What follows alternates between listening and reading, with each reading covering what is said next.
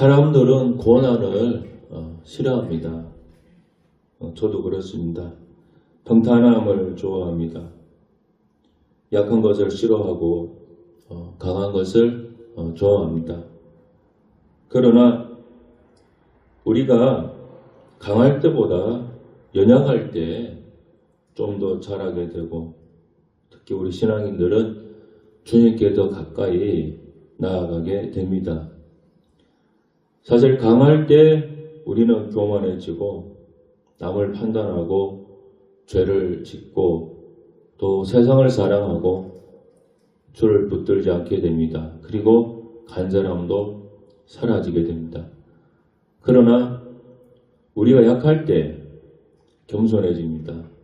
자신을 돌아보게 되고 또 반성하게 되고 남에게 한 잘못을 후회하기도 하고 특히 주를 붙잡게 되고 간절히 주님을 의지하게 됩니다. 우리가 강할 때와 약할 때 생각해 보면은 이해가 되실 겁니다. 그래서 약함이 복이 되기도 한다는 거예요. 사실 우리 인간은 약할 때 많은 시험을 받게 됩니다. 현실이 그렇습니다. 왜냐하면은 약할 때 우리 인간은 할 수 없는 것이 너무나 많기 때문입니다. 병이 들면은 일어날 수가 없습니다. 또 나이가 더 약해지면 힘을 쓸 수가 없습니다. 돈이 없어서 가난하면은 우리 자녀들을 마음껏 가르치지 못하고 하고 싶은 것 못하는 것이 너무나 많습니다. 그런데 오늘 읽은 말씀 9절을 보면은 하나님 말씀합니다. 내 은혜가 내게 족하도다. 이는 내 능력이 약한 데서 온전해짐이라. 이 말씀은 너의 약함은 불행이 아니라 오히려 하나님의 은혜다라고 하는 그런 말씀입니다. 바울에게는 큰 장애가 있었던 것으로 보입니다. 오늘 말씀 보면은 육체의 가시 곧 사탄의 사자가 있었다고 나옵니다. 이 육체의 가시에 대해서 현대학자들은 이 가시를 육체적인 질병으로 해석을 하는데 여러 가지 견해가 제시되고 있습니다. 우울증이라고 하는 견해도 있고 또 편두통이다 말도 있고 또 간질병이다 혹은 심한 안질이다 그런 견해가 있습니다. 근데 육체 가시가 정확히 무엇인지는 일단 알 수는 없습니다. 의견이 분분하기 때문에. 그러나 분명한 사실은 바울에게 이것이 굉장히 육체적인 고통뿐만 아니라 그의 마음까지도 말할 수 없이 아프고 힘들게 했다고 하는 그런 사실은 맞습니다. 그러니까 무엇이 되었든지 간에 바울은 육체의 이 가시 때문에 그의 사역을 하는 데 있어서 몹시 어려움을 겪은 것으로 보입니다. 그래서 그는 자신이 병낫기를 위해 이 육체의 가시를 제거해 주기 위해서 하나님께 3번 간구했다고 했습니다. 이 3번이 짧게 그런 3번이 아니라 정말로 그거 할 수 있을 만큼 했다고 하는 그 의미로 받아들여야 되겠죠. 자, 이때 바울이 기도한 이후에 하나님께서 주신 응답은 이렇습니다. 역시 9절인데 이것을 3번역으로 한번 읽어보겠습니다. 제가 그러나 주님께서는 내게 이렇게 말씀하셨습니다. 내 은혜가 내게 족하다. 내 능력은 약한 데서 완전하게 된다. 바울이 기도했는데 하나님 이렇게 말씀을 주셨어요. 고쳐 주시지 않고.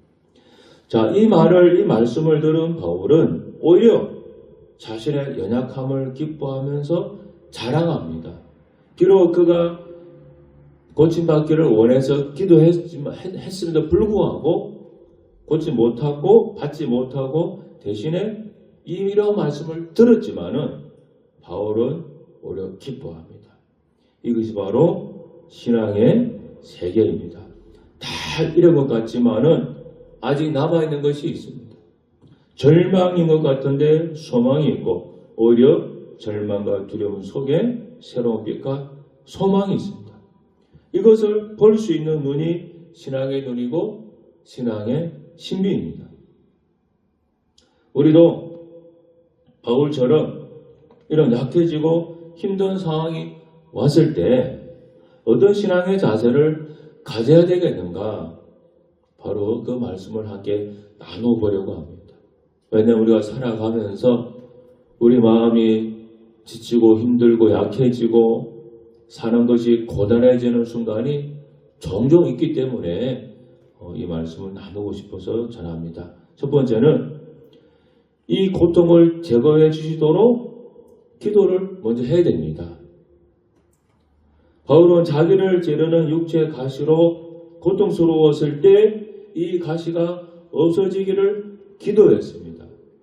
8절 말씀이죠. 이것이 내게서 떠나가게 하기 위하여 내가 3번 주께 간구하였다. 우리 예수님께서도 십자가의 고난을 앞에 두고 겟세마네 동산에서 기도하기를 할 수 있거든. 이 잔을, 십자가 지는 그 고난을 말합니다. 이 잔을 내게서 옮겨주십시오. 그렇게 기도했습니다. 그 고난이 옮겨지도록 3번이나 기도했습니다. 야고보서 5장 13절에서도 말씀합니다. 너희 중에 고난 당하는 자가 있느냐? 그는 기도할 것이요 라고 했습니다. 어느 날 갑자기 우리에게 고통의 가시가 찾아온다면 우리의 마음이 그냥 힘들고 어려워지고 사는 게 고단해지는 순간이 온다면 제일 먼저 우리가 할 일은 일단 하나님께 기도하는 것입니다. 그 고통의 문제가 해결받고 안 받고 그거는 추후의 문제고 일단 우리의 문제는 먼저 하나님께 기도를 해야 한다는 것입니다. 당연히 이 문제의 제거해 달라고 기도해야 되겠죠. 고통이 왔는데 고통이 즐겁고 즐기는 사람은 없지 않습니까? 일생 동안 5만 번의 기도 응답을 받았다고 하는 조지 뮬러 목사는 이렇게 얘기했습니다. 우리들의 연약함은 주 예수 그리스도의 능력이 나타날 기회가 됩니다. 연약함이 크면 클수록 그는 자기 힘을 나타내시려고 더 가까이 오십니다. 우리들의 궁핍이 크면 클수록 그가 친히 우리의 친구이심을 믿을 수 있는 더 큰 근거를 우리는 갖게 됩니다. 시험이 크면 클수록 난관이 크면 클수록 주님의 도우심은 더 가까이 나타납니다. 때로 나는 완전히 어쩔 수 없는 막다른 골목에 든 것처럼 보였으나 그렇게 되지 않았고 앞으로도 그렇게 되지 않을 것입니다. 그러므로 우리 할 일은 우리들의 마음을 그 앞에 쏟아 놓는 일입니다. 그러면 주님은 당신이 원하시는 시간에 당신이 원하시는 방법으로 우리를 도우실 것입니다. 꼭 기억하십시오. 어떤 문제가 왔을 때 우리의 마음이 힘들어지는 순간이 왔을 때 그것이 어떤 외적인 문제든 내적인 문제든지 간에 힘들어지는 순간이 왔을 때 일단 하나님께 하나님 이것을 좀 제거해 주십시오. 그렇게 기도를 해야 된다 하는 것을 먼저 꼭 기억하십시오. 이것이 우리 신앙의 첫 번째 자세입니다. 자, 두 번째는 기도를 해도 고통이 제거되지 않으면 그 고통의 이유를 하나님께 물어봐야 됩니다. 우리가 어떤 문제의 해결을 위해서 기도했을 때 문제가 다 완전히 깔끔하게 해결이 되면 제일 좋죠. 그런데 해결이 되지 않는 순간 그런 문제들도 꽤 있습니다. 저 자신도 지금까지 교회 다니면서 그런 일을 많이 겪었고 그리고 목사를 하면서 교인들의 어떤 모습을 보면서 고통이 제거되기를 기도했지만 그 고통이 오랜 세월 제거되지 않은 그런 경우를 제가 꽤 봤었습니다. 실제로 고통이 제거되지 않은 채로 죽음을 맞이하는 경우도 제가 종종 봤습니다.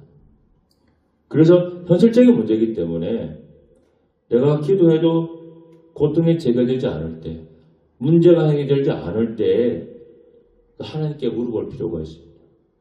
바울은 자기 육체의 가시를 얻고 하나님께 3번 기도했습니다. 그러니까 많이 기도했다는 소리겠죠, 당연히. 근데 하나님께서 그의 고통을 제거해주지 않았습니다. 정말 바울은 믿음으로 따지면 1등 믿음, 1등 신앙. 다른 사람은 기도 응답 못 받아도 바울은 기도하면 다 응답 받아야 되는 그런 사람 아니겠습니까? 모든 면에서 뛰어난 분이잖아요. 그런데 하나님이 그 고통을 제거해주지 않았습니다. 그래서 바울은 하나님께 육체의 가시를 거두고하지 않은 이유를 물었을 것으로 보입니다.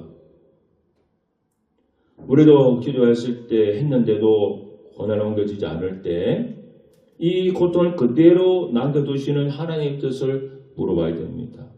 바울은 기도하면서 하나님의 뜻을 깨달았습니다. 7절입니다. 여러 계시를 받은 것이 지극히 크므로 너무 자만하지 않게 하시려고 내 육체에 가시고 사탄의 사자를 주셨으니 이는 나를 쳤어 너무 자만하지 않게 하려 하심이라. 자만하지 않게 하려고, 교만하지 않게 하려고 이 가시를 주셨다. 바로 그 말씀이에요. 여러분, 사도 바울은 교만할 수 있는 그런 어떤 조건이 많이 있었어요. 여러 계시를 받은 것이 지극히 크다 그랬죠.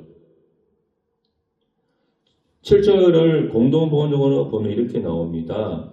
내가 굉장한 계시를 받았다 해서 잔뜩 교만해질까봐 하나님께서 내 몸에 가시로 찌르는 것 같은 병을 하나 주셨습니다.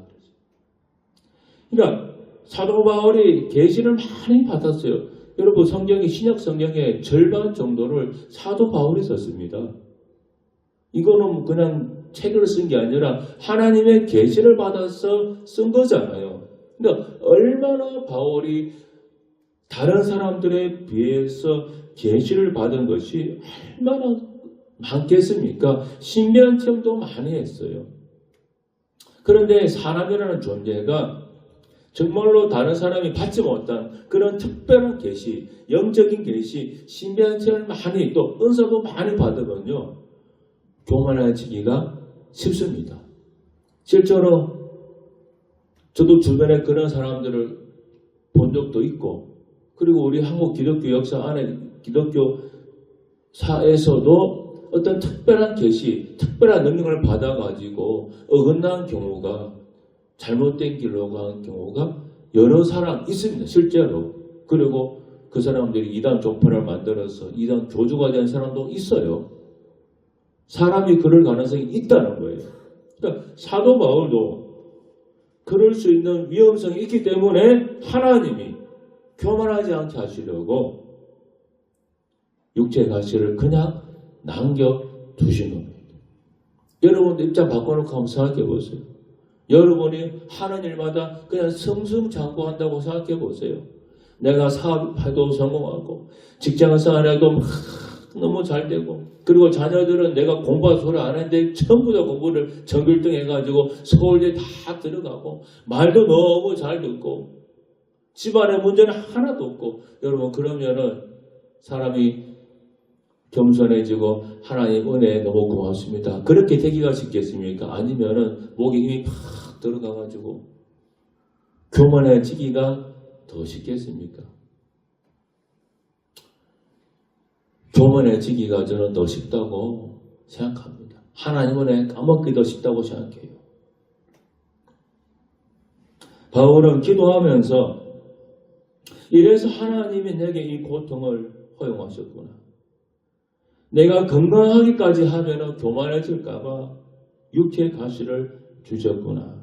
그 사실을 깨닫게 됩니다. 그리고 더 겸손히 하나님을 의지하게 되었고, 이렇게 하나님을 의지하는 겸손은 건강한 삶보다 훨씬 더 유익하다는 사실을 깨닫게 된 것입니다.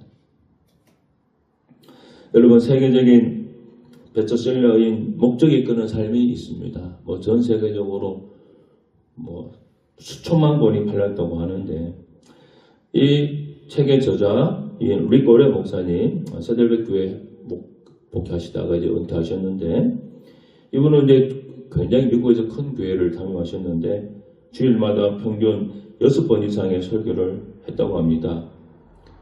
이 리고레 목사님 사진을 보면은 몸이 굉장히 뚱뚱합니다. 많이 일반 사람보다.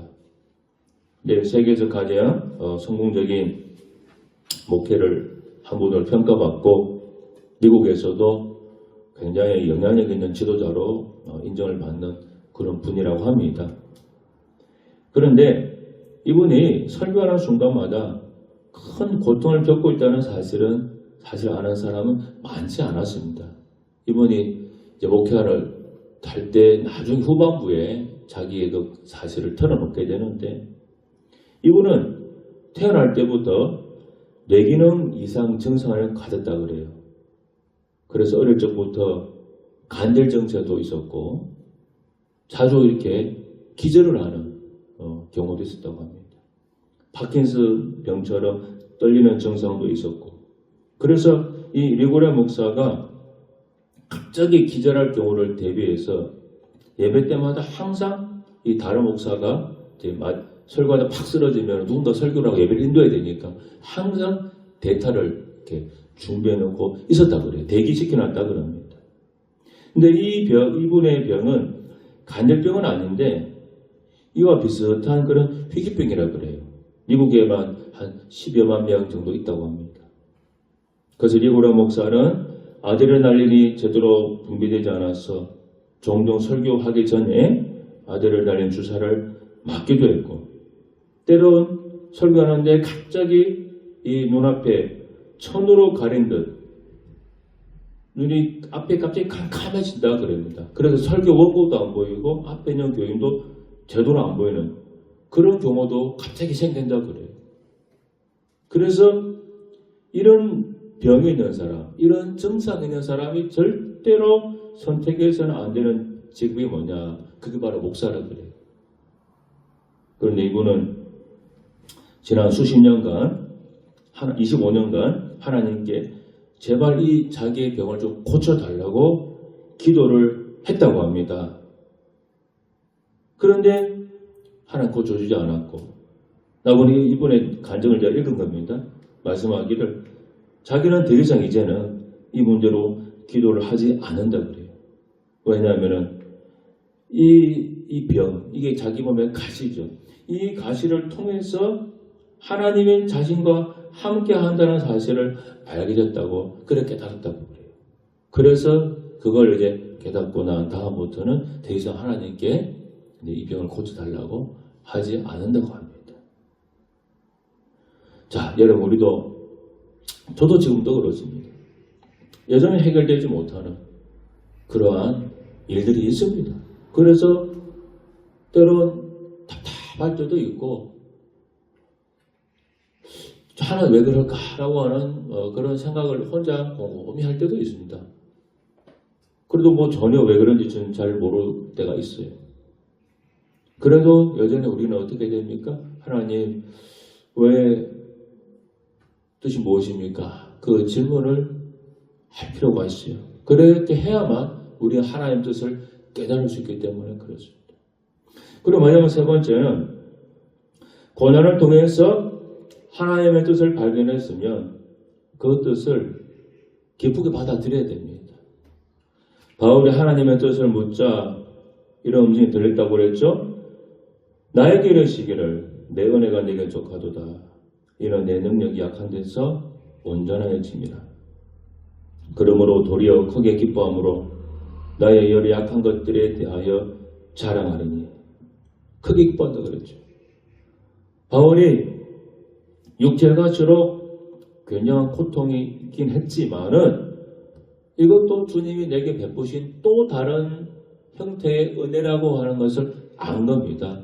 그래서 이제는 기쁘게 받아들이기로 했어요. 그리고 남은 생에 그 고통을 그냥 안고 살아갔습니다. 바울은 죽을 때까지 이 문제 해결받지 못했습니다. 저는 목회하면서 암에 걸린 환자들을 제가 꽤 봤었습니다. 암 환자를 많이 만나 봤었습니다. 그래서 그분들 병실에 가서 병이 낫기를 위해 기도해 주기도 했고 그분들의 이제 임종을 많이 지켜봤는데 여러분들이 기억에 지금 납니다. 고통을 겪었던 그분들 모습 지금도 많이 기억이 나요. 근데 그 분들 중에 한 분이 이제 기억나는데, 안수 집사님이셨는데 이분이 암에 걸렸습니다. 이분이 이제 저 거기에 부임했을 때 가보니까 제 교구에 암 환자였습니다. 그러니까 저는 근데 그분을 이전부터 잘 알지 못하고 암으로 걸린 상태로 만났죠.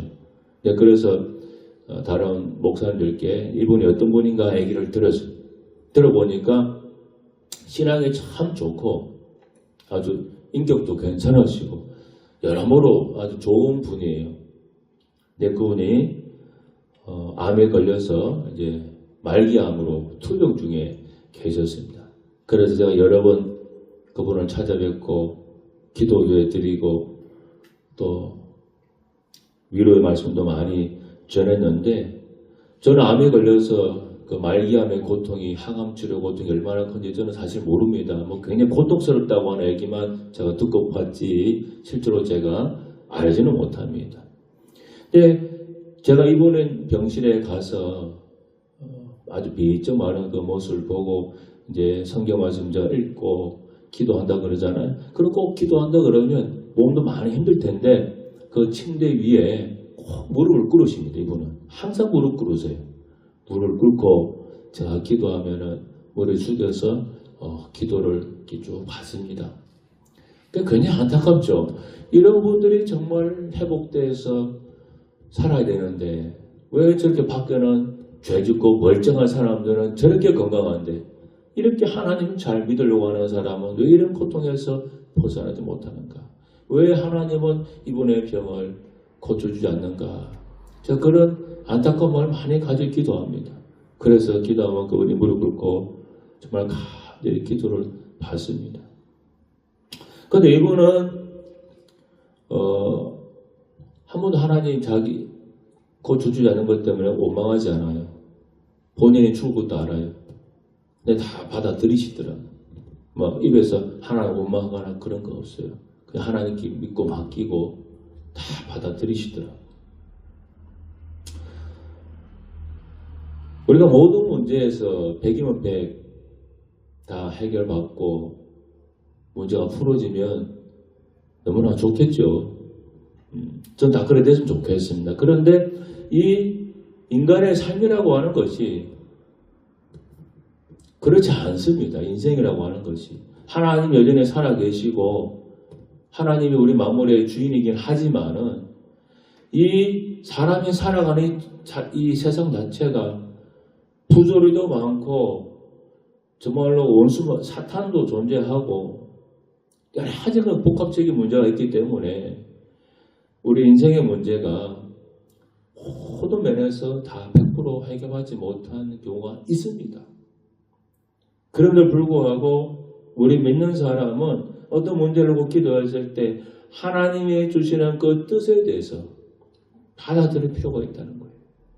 그런데 하나님은 비록 해결되지 못한다고 우리 문제 해결되지 못한다고 할지라도 내 인생이라고 하는 전체를 놓고 볼 때는 그것이 가장 좋은 것이기 때문에 하나님은 그냥 그 문제를 그대로 두시는 거예요.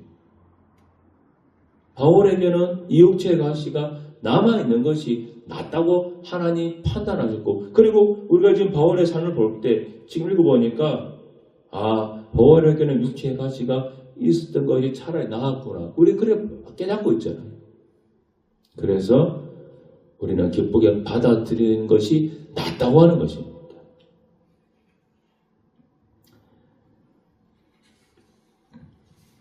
미국의 마지막 하나 얘기하고 마칩니다. 미국의 대표적인 개혁주의 조직신학자로 꼽히는 마이클 호턴이라고 하는 분의 얘기입니다.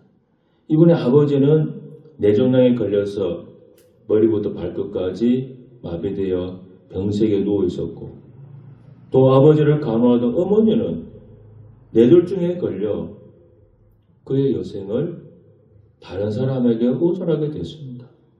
그리고 이분의 아내는 유산의 아픔을 여러 차례 겪었고, 어렵게 임신한 그 새 쌍둥이는 20주가 되어서야 500g에 조금 넘는 그런 상태로 정말로 세상의 그 생사로 가는 그런 상황이었다고 합니다. 자, 여러분이 이런 집에 가족 구성원이라고 한번 생각해 보세요. 집에만 들어가면 어떨까요? 그냥 숨이 탁 막히겠죠. 사방에 그냥 환자들이니까 숨이 탁 막힐 거 아니에요. 저희 아는 우리 시찰의 목사님 한 분이 계신데 이분이 아주 어린애를 위탁을 받아서 입양 위탁을 아이를 이렇게 키웠는데 그 사모님이 자식들 셋인데 다 훌륭히 다 잘 컸어요. 똑똑하고 공부 잘하고 잘 컸는데 느그마하게 어떤 생각이 있었는지 한 남자애를 위탁을 받아서 어릴 때부터 키웠습니다. 버림받은 애예요. 근데 얘가 상처가 비록 어린애지만 상처가 많으니까 얼마나 힘들게 하는지 몰라요. 저도 여러 번 봤습니다. 아주 그냥 사모님과 목사님이 아주 굉장히 고통스러워요. 그래서 여러 번 다시 돌려보니까 생각도 했다 그래요. 그런데 그래도 키워온 적이 있으니까 차마 그러지 못하는데 그 사모님 그 얘기하죠. 사모님 한 번은 어떤 모임인가 어디서 제주도에 한번 사모님 혼자 다른 분하고 여행을 간 적이 있대. 그 여행을 다 2박 3일 마치고 집으로 돌아올 거 아니에요. 그런데 공항에 탁 내리니까 집에 가기 시작하니까 숨이 콱 막히더래요. 가면 이제 애 돌봐야 되니까. 이해되십니까? 지금 그런 상황. 이 마이클 호톤이 집안에 그래요. 근데 거듭나는 시련을 겪었지만 이분은 그 시련 속에서 하나님을 더 깊이 경험할 수 있었다고 고백하며 이렇게 말했습니다. 우리는 건강, 행복, 완전한 가정, 부유와 나라 등 능력의 자리에서 하나님을 찾습니다. 그러나 하나님은 세상의 약함과 고통 중에서도 만날 수 있습니다. 우리의 약함은 하나님의 능력을 보여주실 수 있는 기회가 됩니다. 이렇게 고백했습니다. 하나님은 우리 약함 가운데 함께 하시고 나의 약함을 하나님의 능력을 나타내는 통로로 사용하신다는 겁니다. 예수님은 약하심으로 십자가에 죽으셨지만 그것이 끝이 아니었습니다. 하나님의 능력으로 부활하셨습니다. 내가 부족할 것도 없고 인생이 잘 될 때만 하나님이 나와 함께한 것으로 생각하면 그건 잘못된 겁니다. 약한 가운데 있을지라도 하나님을 끝까지 신뢰함으로써 우리가 가진 믿음을 하나님께 보여드리면은 정말 하나님의 능력을 경험하는 기적이 일어나게 되는 겁니다. 약함이 복이 됩니다. 이 말씀 기억하시면 좋겠습니다. 하나님 아버지 고맙습니다. 우리 마음이 힘들고 답답하고 일이 잘 안 풀려서 오를 때가 있습니다.